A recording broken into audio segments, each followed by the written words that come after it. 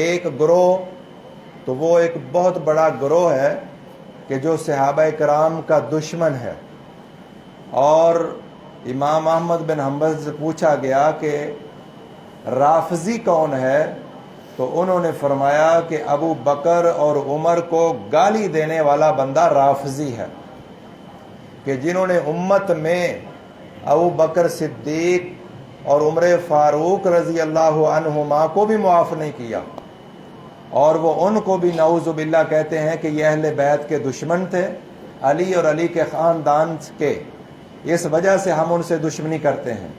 الیاذ باللہ، کوئی ایک صحابی بھی اہل بیت کا دشمن نہیں ہے، کوئی ایک صحابی بھی اہل بیت کا دشمن نہیں ہے، اور سب صحابہ کرام اہل بیت کا احترام کرنے والے تھے۔ جو آپس کی جنگیں ہوئی ہیں وہ دشمنی کی وجہ سے نہیں، دشمنوں کی چلائی ہوئی سازش کی وجہ سے جنگ جمل اور اسی طرح جنگ صفین ہوئی ہے۔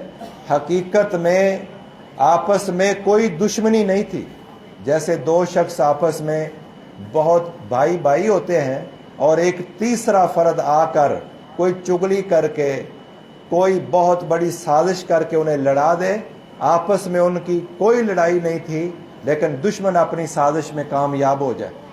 تو محترم بھائیوں، رافضی وہ ہیں جو کہتے ہیں کہ نبی صلی اللہ علیہ وسلم کی وفات کے بعد صرف 3 صحابی جو ہے وہ خالص رہ گئے تھے، حضرت بلال رضی اللہ تعالیٰ عنہ اور مقداد بن اسود رضی اللہ تعالیٰ عنہ اور عمار بن یاسر، بعض 3 اور بعض سلیمان فارسی رضی اللہ تعالیٰ عنہ، سلمان فارسی رضی اللہ تعالیٰ عنہ۔ نعوذ باللہ وہ کہتے ہیں کہ باقی سارے گمراہ ہو گئے تھے اور مرتد ہو گئے تھے۔ ایسا ٹولہ بالکل گمراہ ہے، دین سے ہٹ جانے والا ہے، اس کا دین کے ساتھ کوئی تعلق نہیں ہے۔ در حقیقت ایک شخص تھا جس کا نام عبداللہ بن سبا یہودی تھا، اس کی سازش میں آ کر یہ لوگ تیار ہو گئے اور صحابہ کرام کے دشمن بن گئے۔ انہیں رافضی کہا جاتا ہے، جو ابو بکر، عمر، عثمان رضی اللہ تعالیٰ عنہما عنہم سے دشمنی کرتے ہیں۔ اور ان کے مقابلے میں الٹ ایک گروہ ہے جسے ناصبی کہا جاتا ہے۔ یہ کون ہے؟ یہ لوگ، پہلا گروہ جو ہے رافضیوں کا، یہ حضرت علی اور ان کے بیٹے حسن حسین ان کی آڑ لے کر، کور لے کر دوسرے صحابہ پر حملہ آور ہوتے ہیں۔ اور دوسرا گروہ وہ حضرت ابو بکر صدیق، حضرت عمر فاروق، عثمان اور چلتے چلتے میر معاویہ تک، وہ ان کے دفاع میں حضرت علی رضی اللہ تعالیٰ عنہ کی دشمنی رکھتے ہیں اور حسن حسین رضی اللہ تعالیٰ عنہما کی دشمنی رکھتے ہیں۔ بلکہ 10 محرم جس دن حضرت حسین کی شہادت ہوئی ہے، یہ گمراہ ٹولہ ناصبیوں کا، وہ خوشی کرتے ہیں، گوشت پکا کر کھاتے ہیں، اچھے کپڑے پہنتے ہیں، سرما لگاتے ہیں اور اس طرح کی خوشی کا اظہار کرتے ہیں، نعوذ باللہ، کہ حسین کو وہ نعوذ باللہ کہتے ہیں کہ باغی تھے اور حکمرانوں نے قتل کروا دیا۔ تو وہ اس طرح کے گمراہ ٹولہ ہے۔ یہ گروہ ناصبیوں کا، یہ بھی گمراہ، اور وہ ٹولہ ناصبیوں رافضیوں کا، دونوں ٹولے، دونوں فرقے بالکل گمراہ۔ اہل حق وہ اہل السنہ والجماعت ہیں۔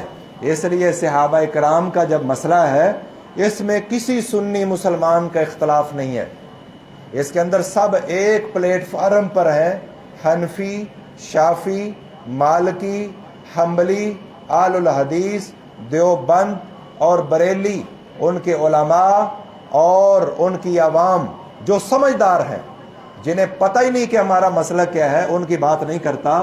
تو بریلی علماء اور ان کی عوام، سب لوگ، سب ایک پلیٹ فارم پر ہیں ہم صحابہ کرام کے مسئلے میں، کہ صحابہ کرام ابو بکر صدیق رضی اللہ تعالیٰ عنہ سے لے کر آخری صحابی طفیل بن عامر، ابو طفیل عامر بن واصلہ رضی اللہ تعالیٰ عنہ، سب حق پر ہیں، سب سے محبت کرنا ہمارا ایمان ہے۔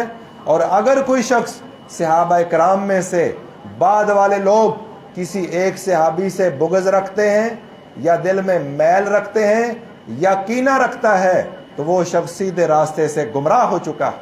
یہ اہل السنہ والجماعت کا متفق علیہ عقیدہ ہے. لیکن بھائیو، ایک شخص پہلے وہ عالم دین تھے، وہ اٹھے اور انہوں نے امیر معاویہ اور بنو امیہ کے خلاف کتاب لکھ دی، اور لیکن وہ عالم تھے، انہوں نے ہاتھ ہلکا رکھا. آج کچھ یوٹیوب پر بیٹھ کر جنہوں نے مدارس کا منہ صرف دیکھا ہوا ہے، اساتذہ کے سامنے بیٹھ کر نہیں پڑھے، یا کسی عالم کے پاس 10 20 دن 30 دن بیٹھ کر چند مسائل پوچھ لیے، کچھ مسئلے حل کر کے، اور پھر اردو تراجم لے کر حدیثوں کے اور کتابوں کے اور تفسیریں اردو لے کر ان سے وہ عالم بن کر یوٹیوب پر بیٹھ گئے اور صحابہ کرام کے خلاف محاذ شروع کر دیا. بطور خاص امیر معاویہ رضی اللہ تعالیٰ عنہ، عمر بن عاص رضی اللہ تعالیٰ عنہ، اور اسی طرح مغیرہ بن شعبہ رضی اللہ تعالیٰ عنہ، یا بنو امیہ حتیٰ کہ حضرت عثمان رضی اللہ تعالیٰ عنہ، اور یہاں تک کہ باوجود وہ صحابہ کا نام لیتے ہیں، ساتھ رضی اللہ بھی کہتے ہیں اور پھر عیب بھی بیان کرتے ہیں. یاد رکھیں، اہل السنہ والجماعت کا، تمام سنی مکاتب فکر کا صحابہ کرام کے بارے میں مسلک، عقیدہ اور نظریہ یہ ہے کہ صحابہ کرام کے بارے میں ہم ایک لفظ بھی سننے کے لیے تیار نہیں ہیں. اور یہ صرف ہمارا عقیدہ نہیں ہے، یہ قرآن کا عقیدہ ہے، یہ نبی ذی شان کے فرمان کا عقیدہ ہے، اور سلف صالحین کا عقیدہ ہے، یہ اہل بیت حضرت علی کے خاندان کا عقیدہ ہے. اور کیوں؟ صحابہ کرام وہ ہستی ہیں جو قرآن کے سب سے پہلے راوی ہیں، نبی کی حدیثوں کے سب سے پہلے راوی ہیں. اگر صحابہ کرام کے بارے میں اگر ہمارے دل میں میل آ جائے اور وہ عادل نہ رہیں، جیسے آج ہے نا فیصلے عدالتوں میں ہوتے ہیں کہ فلاں حکمران یہ عادل نہیں ہے، یہ امانت دار نہیں ہے، یہ صادق نہیں ہے، اور پاکستان کی فلاں شیخ کے مطابق یہ وزیر اعظم، وزیر اعلیٰ بننے کے اہل نہیں ہے. محترم بھائیو، آج کی یہ شک جو ہے شاید اس پر تو کوئی بھی پورا نہ اتر سکے. ہر حکمران کو آپ دیکھیں، ہر روز پتہ نہیں کتنے جھوٹ بولتے ہیں. لیکن یاد رکھیں، صحابہ کرام رضوان اللہ علیہم اجمعین وہ واحد ہستی ہیں جن کے بارے میں مسلمانوں کا عقیدہ ہے کہ تمام صحابہ کرام عادل ہیں، امانت دار ہیں، سچے بھی ہیں، امین بھی ہیں، صادق بھی ہیں. کوئی ایک صحابی بھی اس درجے سے کم نہیں ہے تمام صحابہ کرام کا. یہ قرآن میں اللہ تعالیٰ نے فرمایا وَكَذَلِكَ جَعَلْنَاكُمْ أُمَّةً وَسَطًا، سورہ بقرہ آیت نمبر 143 کے اندر، کہ اے میرے نبی کے صحابہ، سب سے پہلے اس حدیث کا، اس آیت کا مصداق نبی کے صحابہ ہیں. ہم نے تمہیں امت وسط بنایا ہے. امت وسط کا مطلب عادل صحابہ کرام، اور عادل کا مطلب جو سچا بھی ہو اور امانت دار بھی ہو. صحابہ کرام کی آپس میں جنگیں ہو گئیں، لیکن انہوں نے ایک دوسرے سے جھوٹ نہیں بولا ہے، فراڈ نہیں کیا ہے. اب دیکھیں، حضرت عائشہ صدیقہ رضی اللہ تعالی عنہا، حضرت طلحہ اور زبیر ایک طرف ہیں. کس وجہ سے؟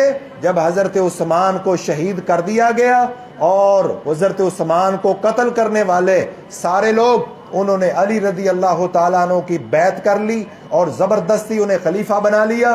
حضرت علی رضی اللہ تعالیٰ عنہ مجبور تھے ایک بہت بڑا گروہ جو عبداللہ بن سبا نے تیار کیا تھا اور مسلمانوں کے درمیان پھوٹ اور فتنہ ڈالنے میں وہ کامیاب ہوا. وہ سارا گروہ حضرت عثمان کو شہید جب کر دیتا ہے تو وہی گروہ حضرت علی رضی اللہ تعالیٰ عنہ کے ہاتھ پر بیعت کرتے ہیں اور دیگر صحابہ و تابعین بھی بیعت کر لیتے ہیں. لیکن حکومت اس پوزیشن میں نہیں ہے کہ ان لوگوں سے انتقام لیا جائے. عثمان کی شہادت کی وجہ سے امت دو گروہوں کے اندر تقسیم ہوتی ہے. ایک جنگ جمل ہوتی ہے اور ایک جنگ صفین ہوتی ہے. جنگ جمل میں ایک طرف عائشہ رضی اللہ تعالیٰ عنہا، طلحہ اور زبیر ہیں، دوسری طرف علی رضی اللہ تعالیٰ عنہ.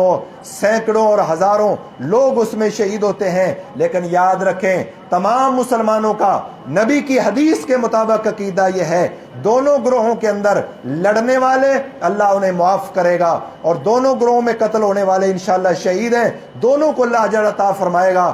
دونوں مجتہد تھے، محترم بزرگوں بھائیوں، یہ سنی مسلمانوں کا عقیدہ ہے۔ میں ذکر یہ کرنا چاہ رہا تھا کہ ایک طرف حضرت علی کا گروہ ہے، دوسری طرف یہ ہے لڑنا نہیں چاہتے تھے، اسی گروہ نے صلح ہو چکی تھی، سب کچھ طے ہو چکا تھا، صبح سگنیچر ہو کر لڑائی بند ہو جانی تھی، لیکن رات کو وہی گروہ جنہوں نے حضرت عثمان کو شہید کیا تھا وہ سمجھ گئے کہ اگر صلح ہو گئی ان دونوں گروہوں کی، پھر اگلا ٹارگٹ ہمارا ہوگا، حضرت عثمان کے جو قاتلین ہیں انہیں چن چن کر قتل کیا جائے گا۔ لہذا انہوں نے رات کی تاریکی سے فائدہ اٹھا کر حضرت طلحہ زبیر کے لشکر پر حملہ کر دیا۔ جب حملہ ہوا انہوں نے سمجھا کہ نعوذ باللہ حضرت علی نے آد شکنی کی ہے، انہوں نے مقابلتاً حملہ کیا۔ حضرت علی نے دیکھا ہمارے لشکر پہ حملہ ہوا ہے، وہ سمجھے کہ طلحہ زبیر نے آد شکنی کی ہے، حالانکہ یہ تیسرا گروہ تھا لڑانے والا۔ جیسے آج بھی کئی سازشی گروہ، دو بندے آپس میں محب ہوتے ہیں، پیار کرنے والے، تیسرا بندہ انہیں لڑا کر دور تک پہنچا دیتا ہے، اور وہ لڑائی جو شروع ہوئی آج تک اس کے نتائج برآمد ہو رہے ہیں۔ محترم بزرگوں بھائیوں، حضرت عمر فتنوں کے سامنے بند دروازہ تھے، جب وہ دروازہ ٹوٹ گیا تو پھر وہ فتنے وہ کھل کر سامنے آ گئے۔ پھر امت آج تک لڑ رہی ہے۔ آپ دیکھیں، کبھی کویت عراق کی جنگ ہے، کبھی سعودیہ یمن کی جنگ ہے، کبھی کسی ملک کی جنگ ہے، کبھی ٹی ٹی پی کی پاکستانی حکمرانوں کے ساتھ جنگ ہے، کبھی افغانستان کے اندر شمالی اتحاد اور طالبان کی جنگ ہے۔ یہ تلوار اب قیامت تک چلے گی اور بند نہیں ہوگی۔ اللہ کے نبی نے دعا کی تھی کہ یا اللہ میری امت میں لڑائی نہ ہو، لیکن اللہ تبارک و تعالیٰ نے کہ اوپر سے قحط پڑے، سب ہلاک ہو جائیں، زمین پہ زلزلہ آئے، سب مارے جائیں، سیلاب آئے، سب غرق ہو جائیں، یہ دعا اللہ نے قبول کر لی ہے۔ اور کوئی دشمن مسلمانوں کے اوپر حملہ آور ہو کر مسلمانوں کو بالکل ختم کر دے، یہ دعا بھی قبول ہوگی۔ اللہ کے نبی نے یہ بھی دعا کی تھی، یا اللہ میری امت میں تلوار نہ اٹھے، ایک دوسرے سے لڑائی نہ ہو۔ یہ اللہ تبارک و تعالیٰ نے دعا قبول نہیں کی، فرمایا یہ پہلی چیزوں کی بنسبت ہلکی ہے۔ چلو اللہ تبارک و تعالیٰ اگر یہ بھی فضل فرماتا تو اس کا فضل ہوتا، لیکن یہ پہلی کہ آسمان سے پتھر گریں، سب تباہ ہو جائیں، اور زلزلہ آئے، سب مارے جائیں، اور اسی طرح کوئی اور بڑا عذاب ہو کہ پوری امت کو کچل دے، فرمایا اس کی بنسبت یہ آسان۔ میں ذکر یہ کر رہا تھا، باوجود آپس کے اندر لڑائی کے خدشات موجود ہیں، لیکن حضرت عمار بن یاسر رضی اللہ تعالیٰ عنہ، صحیح بخاری میں حدیث ہے، کوفہ کے اندر گئے کہ لوگوں نکلو، طلحہ زبیر کے لشکر کے خلاف جنگ ہے۔ حضرت عائشہ رضی اللہ تعالیٰ عنہ بھی آ گئی ہیں اور کہا مجھے اس بات میں کوئی باک نہیں ہے، عائشہ صدیقہ نبی کی بیوی ہے، دنیا میں بھی بیوی ہے، جنت میں بھی بیوی ہے۔ کون کہہ رہے ہیں؟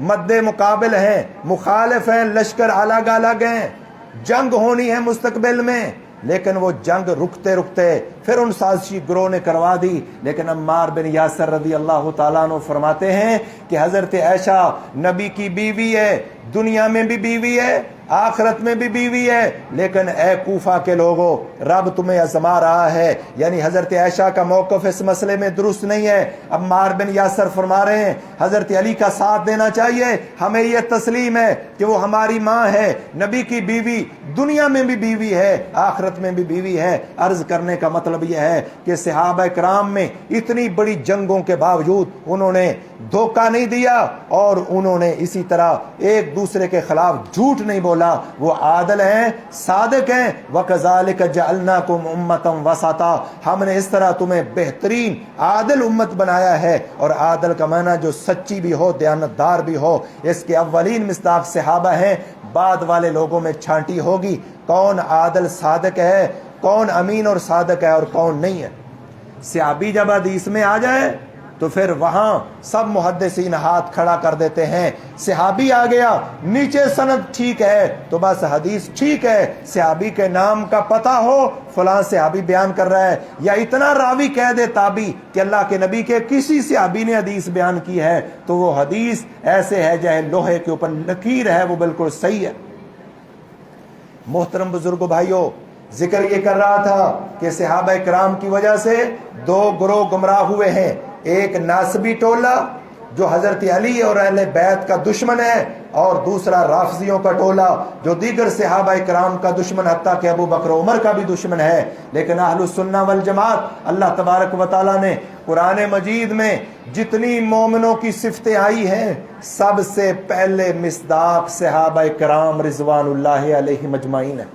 اس لیے نوجوانوں جو یوٹیوب سنتے ہیں یا اس طرح کی چیزیں، میں انہیں درخواست کروں گا کہ کوئی شخص صحابہ کرام کے بارے میں اگر بھونک رہا ہو تو اس کی بات قطعاً نہ سنیں. لیکن اگر آپ سمجھتے ہیں کہ وہ دلائل دے رہا ہے تو پھر سن کر اس کو صرف اپنے دل میں محفوظ نہ کریں، بلکہ علماء کرام جو پختہ علماء ہیں ان سے رابطہ کریں کہ فلاں صحابی کے خلاف فلاں بندہ یہ حدیث بیان کر رہا تھا، اس کا کیا مطلب ہے. اور یہ بات بھی یاد رکھیں، صحابہ کرام رضوان اللہ علیہم اجمعین وہ نبی نہیں ہیں، ان سے خطا ہو سکتی ہے، امکان خطا کا موجود، بلکہ صرف امکان نہیں، ان سے خطا ہوئی اور ان کے اوپر حد بھی، کسی سے چوری ہوئی، ہاتھ بھی کٹا، زنا ہوا، حد بھی لگی، کوئی اور بھی گناہ ہوا، لیکن اللہ نے دنیا میں انہیں دھو کر صاف کر دیا ہے، پاک کر دیا ہے. اور ان کے بارے میں قرآن اور حدیث کا فیصلہ ہے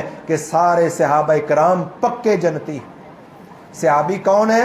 جس نے حالت ایمان میں رسول اللہ سے ملاقات کی اور ایمان کے اوپر وہ فوت ہوا، وہ سارے صحابہ کرام ایک لمحے کے لیے بھی جہنم میں نہیں جائیں گے، سیدھے اللہ کی جنت میں جائیں گے، وہ پکے جنتی.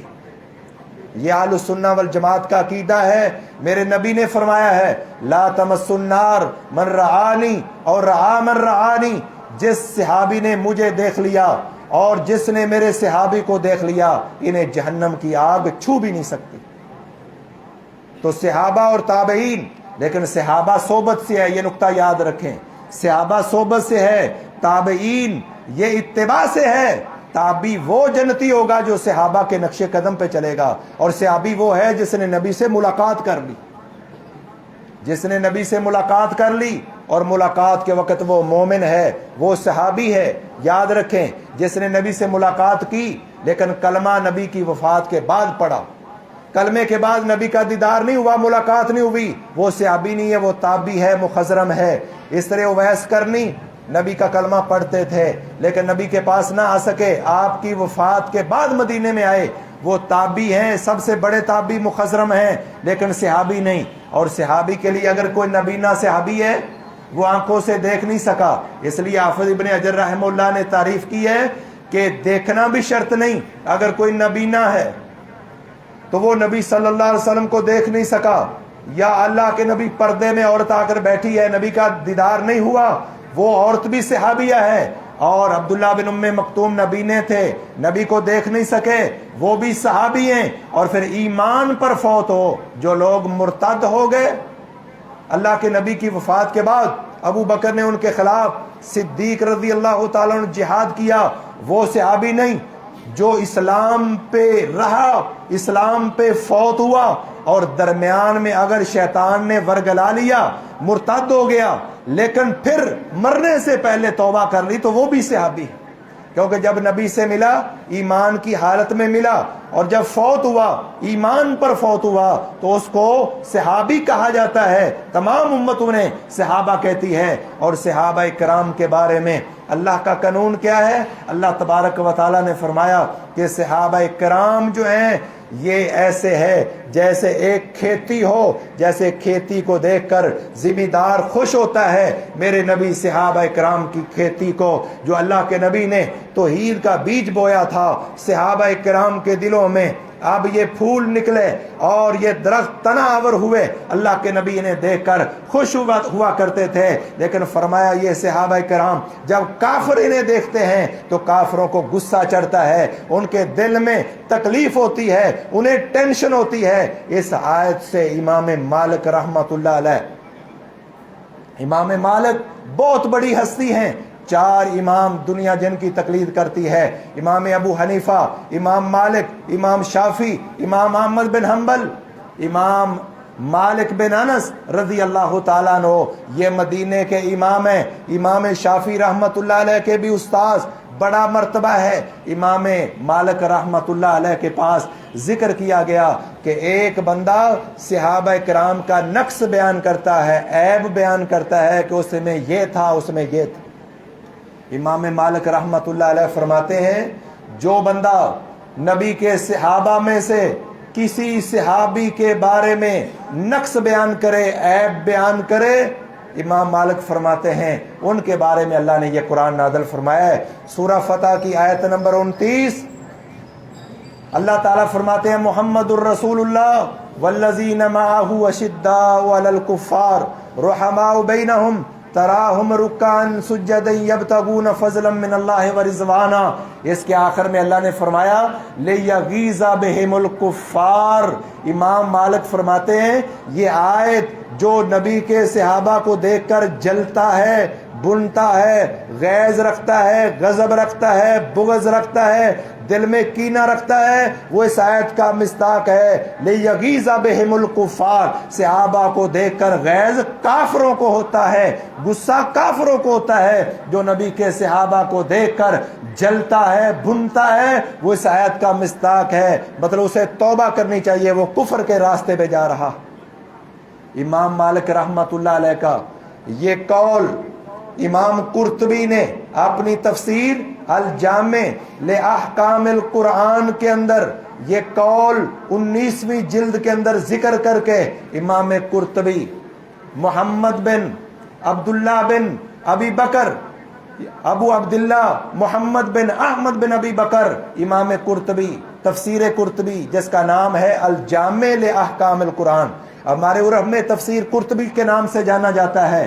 امام مالک رحمت اللہ علیہ کا قول نقل کرنے کے بعد امام قرطبی آگے اس کے اوپر حاشیہ لگاتے ہیں، لکھتے ہیں کہ قد احسن مالک فی مقالتے، کہ اللہ کی قسم امام مالک نے یہ جو موقف اپنایا ہے کہ صحابہ کو دیکھ کر جلنے والا کافر ہے، امام مالک نے بڑا بہترین قول کیا ہے۔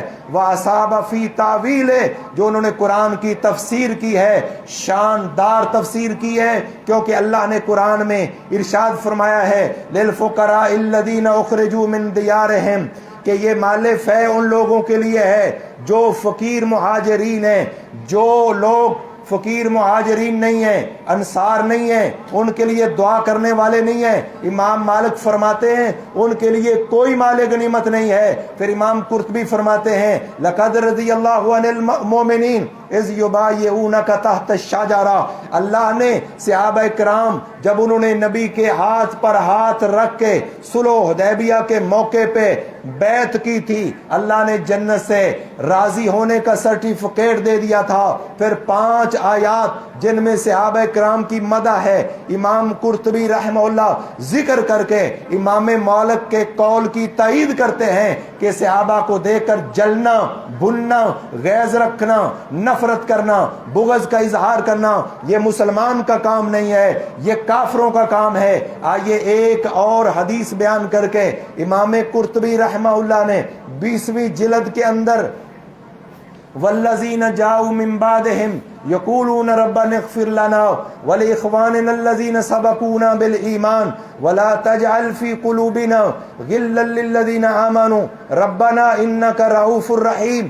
محترم بزرگوں بھائیوں، اللہ تعالیٰ نے قرآن مجید کے اندر ارشاد فرمایا، قرآن مجید سورہ حشر کی آیت نمبر 10 میں فرمایا کہ اہل ایمان کے 3 گروہ ہیں، ایک مہاجرین کا گروہ، ایک انصار کا گروہ، تیسرا گروہ تابعین کا گروہ، ان سے محبت کرنے والا، پیار کرنے والا، شفقت کرنے والا۔ تیسرا گروہ ان مسلمانوں کا ہے جو صحابہ کرام، انصار اور مہاجرین کے لیے دعائیں کرتے۔ اس آیت کے اندر امام قرطبی رحمت اللہ علیہ لکھتے ہیں ہمارے بھائی اہل تشیع جن کو اپنا امام سمجھتے ہیں، سب سے پہلے وہ حضرت علی رضی اللہ تعالیٰ عنہ، پھر ان کے بیٹے حسن رضی اللہ تعالیٰ عنہ، پھر ان کے بھائی حسین رضی اللہ تعالیٰ عنہ، پھر حضرت حسین کے بیٹے علی زین العابدین، پھر علی زین العابدین کے بیٹے محمد باقر، پھر ان کے بیٹے جعفر صادق، پھر ان کے بیٹے موسیٰ کاظم، پھر ان کے بیٹے علی رضا، پھر ان کے بیٹے محمد تقی، پھر ان کے بیٹے علی نقی، پھر ان کے بیٹے حسن عسکری، پھر وہ کہتے ہیں کہ ان کے بیٹے محمد بن حسن عسکری جنہیں 12 امام کے نام سے یاد کرتے ہیں اور ان کی تقلید کرتے ہیں، ان کے نام پر مذہب بنایا ہے۔ امام جعفر صادق کے نام پر فقہ جعفری بنی ہے۔ امام جعفر فرماتے ہیں مجھے بیان کیا میرے باپ محمد باقر نے، امام محمد باقر کہتے ہیں مجھے بیان کیا میرے باپ علی زین العابدین نے۔ زین العابدین یہ حضرت حسین کا بیٹا ہے، حضرت علی زین العابدین جو کربلا کے اندر بیمار تھے اور خاندان میں یہ فرد بچا ہے۔ علی زین العابدین کے پاس ایک شخص آ کر اتنا سوال کرتا ہے کہ اے علی زین العابدین بتائیے عثمان کے بارے میں آپ کی کیا رائے؟ صرف اتنا سوال۔ علی زین العابدین اہل بیت کا فرد ہے اور جن کو ہمارے بھائی اپنا چوتھا امام سمجھتے ہیں۔ علی زین العابدین فرماتے ہیں یاد رکھو، مجھے بتاؤ کیا ان لوگوں میں سے ہو للذین اخرجوا للفقراء المہاجرین الذین اخرجوا من دیارہم واموالہم، کیا تم مہاجرین میں سے ہو؟ وہ کہتا ہے نہیں۔ وہ کہتے ہیں اللہ کی قسم اگر تم مہاجرین میں سے نہیں ہو تو پھر کیا ان لوگوں میں سے ہو کہ جو انصار ہیں؟ کیا ان لوگوں میں سے ہو؟ وہ کہتا ہے ان میں سے نہیں۔ تو وہ کہتے ہیں اللہ کی قسم تیسرے گروہ میں شامل ہو جا۔ ایک انصار، ایک مہاجرین کا گروہ ہے، دوسرا انصار کا گروہ ہے، تیسرا گروہ ان کے نقش قدم پر چلنے والا والذین جاؤوا من بعدہم یقولون ربنا اغفر لنا ولاخواننا الذین سبقونا بالایمان۔ تیسرا گروہ ہے صحابہ کے لیے دعائیں کرنے والوں کا، بلکہ ہر بعد والا مسلمان اسے حکم ہے پہلے مسلمانوں کے لیے دعا کرنا۔ تو جو نبی کے صحابہ جن سے قرآن آیا، جن سے حدیث آئی، جن سے نماز، روزہ، زکوٰۃ، حج، ورد، وظیفہ، طہارت اصغر، طہارت کبریٰ، صغریٰ، نماز، وضو، ان کے بغیر ایک چیز بھی ہم تک نہیں پہنچی ہے۔ کہتے ہیں تیسرے گروہ میں اگر نہیں ہے میں اللہ کی قسم کھا کے کہتا ہوں کہ تو اسلام سے نکل جائے گا۔ تو بھائیو 3 ہی گروہ ہیں۔ ایک گروہ ہے نبی کے صحابہ میں سے مہاجرین کا، دوسرا گروہ ہے نبی کے صحابہ میں سے انصار کا، اور تیسرا گروہ ہے مہاجرین و انصار کے نقش قدم پر چلنے والے والذین جاؤوا من بعدہم، بعد میں آنے والے۔ وہ اللہ سے دعا کرتے ہیں اے اللہ جو لوگ پہلے ایمان لائے ہم سے پہلے انہیں بخش دے اور ہمارے دل میں ان کے بارے میں کوئی بغض نہ رکھنا، کوئی کینہ نہ رکھنا۔ اس لیے بھائیو علی زین العابدین کہتے ہیں کہ اگر تیسرے گروہ میں تو شامل نہیں ہے تو یاد رکھ تو اسلام سے نکل جائے گا۔ اور اس سے آگے امام قرطبی رحمہ اللہ اگلے صفحے کے اوپر لکھتے ہیں عراق سے کچھ لوگ آئے تھے، انہوں نے نبی کے صحابہ کرام کے بارے میں کوئی غلط نازیبا باتیں کی تھی۔ فرمایا بتاؤ جو تم صحابہ کے بارے میں، علی زین العابدین تابعی ہیں صحابہ کا دفاع کر رہے ہیں، بتاؤ مہاجرین میں سے ہو؟ وہ کہنے والے کہنے لگے ہم مہاجرین میں سے ہوتے نہیں۔ فرمایا بتاؤ انصار ہو؟ کہنے لگے ہم انصار بھی نہیں۔ فرمایا 2 گروہوں سے تم نے اعتراف کر لیا ہے کہ تم 2 گروہوں میں سے نہیں ہو، پھر تیسرا گروہ تو ان مسلمانوں کا ہے جو صحابہ سے محبت کرنے والا، ان کے لیے دعائیں کرنے والا اور یہ دعا کرنے والا کہ یا اللہ ہمارے دل میں صحابہ کے بارے میں کوئی بغض اور میل نہ رکھنا۔ تیسرا گروہ تو ان کا ہے جب تم اعتراف کرتے ہو کہ پہلے 2 گروہ میں سے نہیں، میں اللہ کی قسم اٹھا کے کہتا ہوں کہ تم پھر تیسرے گروہ میں سے بھی نہیں ہو جو صحابہ کرام پر تبرہ کر رہے ہو۔ آج کے درس کا خلاصہ یہ ہے کہ صحابہ کرام کی وجہ سے شیطان نے 2 گروہوں کو گمراہ کیا ہے۔ ایک گروہ رافضیوں کا ہے، دوسرا گروہ ناصبیوں کا ہے۔ روافض بھی گمراہ اور نواصب بھی گمراہ ہے۔ تیسرا گروہ اہل حق کا ہے اور وہ گروہ اہل السنہ والجماعت کا ہے۔ تمام سنی مسلمان اس مسئلے کے اندر حق پر ہیں کہ نبی کے سارے صحابہ، حتیٰ کہ احمد رضا خان بریلوی، امیر معاویہ رضی اللہ تعالیٰ عنہ، ان کے بارے میں ان لوگوں کو بہت زیادہ غیظ اور غضب اور غصہ ہے کیونکہ ان کی لڑائی حضرت علی رضی اللہ تعالیٰ عنہ کے ساتھ ہوئی، لیکن لڑانے والے کون ہیں؟ حضرت عثمان کو شہید کروانے والے عبداللہ بن سبا یہودی ہے، اور یہ لڑائی کی وجہ سے حضرت علی نے ان کو مسلمان سمجھا، انہوں نے ان کو مسلمان سمجھا۔ اور یاد رکھو آخری نقطہ، اللہ کے نبی نے فرمایا میرا بیٹا حسن، صحیح بخاری کی روایت ہے، میرا بیٹا حسن یہ سردار ہے، اللہ اس حسن کے ذریعے مسلمانوں کی دو جماعتوں کے درمیان, عظیم جماعتوں کے درمیان صلح کروائے گا. یاد رکھیں اللہ کے نبی حضرت علی کے گروہ, ایک گروہ علی کا, ایک گروہ میر معاویہ کا. حضرت حسن نے میر معاویہ کے ہاتھ پر ہاتھ رکھ کے بیعت کی ہے, حسین نے میر معاویہ کے ہاتھ پر ہاتھ رکھ کے بیعت کی ہے. اپنے کمانڈروں کو کہا یہ ہمارے امیر ہیں, امیر معاویہ, ان کے ہاتھ پر ہاتھ رکھ کے بیعت کر لو. جب حسین نے بیعت کر لی ہے, حسن نے بیعت کر لی ہے, تو کس مسلمان کو یہ جرأت ہونی چاہیے وہ حضرت میر معاویہ کے بارے میں زبان کھولے, جن کے امام حضرت امیر معاویہ, حسن کے امام, حسین کے امام. پھر اللہ کے نبی کا فرمان صحیح بخاری کے اندر موجود ہے, میرا بیٹا حسن سردار ہے. یہ مسلمانوں کی دو جماعتوں کے درمیان اللہ کے نبی نے اس جماعت کو بھی مسلمان کہا, اس جماعت کو بھی مسلمان کہا, اس جماعت کو بھی عظمت والی کہا, اس جماعت کو بھی عظمت والی کہا, بلکہ جو صلح کروائے اسے تمغہ دیا کہ یہ سید ہے. اللہ اس کے ذریعے, اگر حضرت امیر معاویہ باغی ہوتے تو باغی کے لیے تو قرآن میں کہا ہے اگر دو جماعتیں لڑ پڑیں تو آپ نے ان گروہوں کی صلح کروانی ہے, اور فرمایا فَإِن بَغَتْ إِحْدَاهُمَا عَلَى الْأُخْرَى فَقَاتِلُوا الَّتِي تَبْغِي. اللہ کے قرآن کا فیصلہ ہے, اگر ایک گروہ بغاوت پہ اتر آئے پھر تم نے صلح نہیں, پھر باغی کے خلاف مل کر خلاف کھڑے ہو کر اہل حق کے خلاف ساتھ مل کر باغی خلاف جنگ کر رہی ہے. حضرت امیر معاویہ باغی نہیں ہے. جو بخاری کی اس حدیث سے ثابت کرنا چاہتے ہیں, کسی وقت موقع ملا تو اس کی لمبی تفسیر ہے, بس اس حدیث کو یاد رکھ لیں, ان لوگوں کا نعت کا بند کر دیں. اگر باغی ہوتے تو حسن کو حکم ہوتا کہ آپ امیر معاویہ سے جنگ کریں, جبکہ جنگ کا حکم نہیں, میرے نبی خوشی کا اظہار کر رہے ہیں, حضرت حسن کو تمغہ دے رہے ہیں کہ یہ میرا بیٹا حسن یہ سردار ہے. اللہ اس کے ذریعے مسلمانوں کی صلح کروائے گا. جب صلح ہوئی 20 سال امیر معاویہ رضی اللہ تعالیٰ عنہ حکمران خلیفہ رہے, پھر ان کے دور میں 3 بر اعظموں تک اسلام کا پرچم لہرایا ہے. پھر بحری فوج تیار ہوئی ہے, نیوی تیار ہوئی ہے, جس کے بانی حضرت عثمان کے دور میں حضرت امیر معاویہ نے بحری بیڑا برا کر یہ جنگ کا آغاز کر دیا تھا. پھر ان کے دور میں بحری جہاد بھی ہوئے, 3 بر اعظموں تک اسلام جو ہے وہ پہنچا. محترم بھائیو, اللہ کے نبی تو خوشی کر رہے ہیں اور اپنے نواسے حسن کو پروٹوکول دے رہے ہیں کہ یہ دو مسلمانوں کی صلح کروائیں گے, اور آج اس لڑائی کو لے کر لوگ گمراہ ہو رہے ہیں. صحابہ کرام کے بارے میں, کوئی میر معاویہ کے بارے میں, کوئی عمر بن عاص کے بارے میں, کوئی مغیرہ بن شعبہ رضی اللہ تعالیٰ عنہ, یہ وہ صحابہ ہیں جنہوں نے نبی کے حضرت مغیرہ بن شعبہ صلح حدیبیہ میں نبی کے ہاتھ پر ہاتھ رکھ کر بیعت کی ہے. وہ کافر جو نبی کی داڑھی پکڑتا تھا اسے دستہ مار کر کہا اپنے نجس ہاتھ کو پیچھے کر,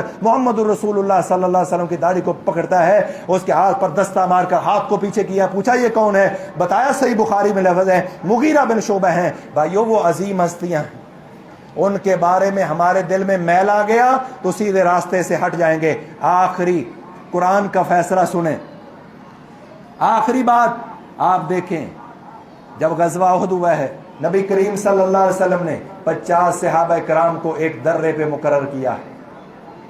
40 صحابہ کرام نے درہ چھوڑ دیا, اور اس سے نقصان کتنا ہوا, 70 صحابہ کرام شہید ہو گئے, 70 صحابہ زخموں سے چور ہو گئے. نبی کا ایک دانت مبارک, اصل میں اس میں لفظ ہے کوسرت رباعیتہ, کئی لوگ سمجھے 4, رباعیتن کا معنی ایک ربائی دانت, اگر تا نہ ہوتی تو پھر 4 ہوتے. ایک ربائی دانت نبی صلی اللہ علیہ وسلم کا شہید ہو گیا. ماتھا زخمی ہو گیا, رخسار زخمی ہو گئے, گھٹنے زخمی ہو گئے, کندھے کمزور ہو گئے, کتنے زخم لگے. نبی ایک گڑھے کے اندر گر گئے. لیکن یاد رکھیں, اتنی بڑی خطا کے باوجود, اتنی بڑی لغزش کے باوجود اللہ کو صحابہ سے پیار کتنا ہے, ان کے ذریعے اسلام کہاں کہاں تک پہنچا. اگر کسی موقع پہ غلطی ہوئی ہے, رب نے قانون بدل کر صحابہ کی عظمت کو واضح کر دیا ہے. ذرا دیکھیں, 2 مرتبہ سورہ آل عمران کے اندر اللہ نے قسم کھا کے فرمایا میں نے ان صحابہ کو معاف کر دیا. وَلَقَدْ عَفَا اللَّهُ عَنْهُمْ, اللہ نے قسم کھا کے کہا میں نے ان کو معاف کر دیا. 2 مرتبہ قسم کھا کے ان صحابہ کرام کو معاف کر دیا. پھر نبی صلی اللہ علیہ وسلم کو حکم دیا آپ ان کے لیے بخشش مانگیں. نبی کو حکم ہوا ان صحابہ کے لیے بخشش مانگیں, اور پھر نبی کو حکم ہوا وَشَاوِرْهُمْ فِي الْأَمْرِ, کہ جب انسان سے غلطی ہوتی ہے بندہ اپنے امیر سے پھر ڈرتا ہے, بدکتا ہے کہ شاید کتنا ناراض ہوگا. اللہ نے قرآن میں نبی کو کہا ان کو قریب کریں, پیار کریں, ان سے مشورہ لیں. اور مشورہ کس سے لیا جاتا ہے؟ جس سے محبت ہو، جو بڑا قریبی ہو۔ جب آپ مشورہ لیں گے، مطلب کیا ہے کہ ان کے دل میں جو ایک بہت بڑا اپنے آپ کو سمجھتے ہوں گے ہم مجرم ہیں، وہ ختم ہو جائے، اسلام کی کھل کر خدمت کریں۔ غلطی ہو گئی، لیکن اللہ نے 2 مرتبہ قسم کھا کے معافی کا اعلان کر دیا۔ لوگ کہتے ہیں دیکھو صحابہ عہد چھوڑ کر جا رہے تھے، یہ تھا وہ تھا، او عقل کے اندھو، دیکھو اللہ نے 2 مرتبہ قرآن میں قسم اٹھا کر انہیں معافی کا اعلان کر دیا۔ اور پھر اللہ کے نبی کو حکم ہوا ان کے لیے بخشش مانگیں، اور پھر اللہ کے نبی کو حکم ہوا ان سے مشورہ کریں، انہیں اپنے قریب کریں، پروٹوکول دیں۔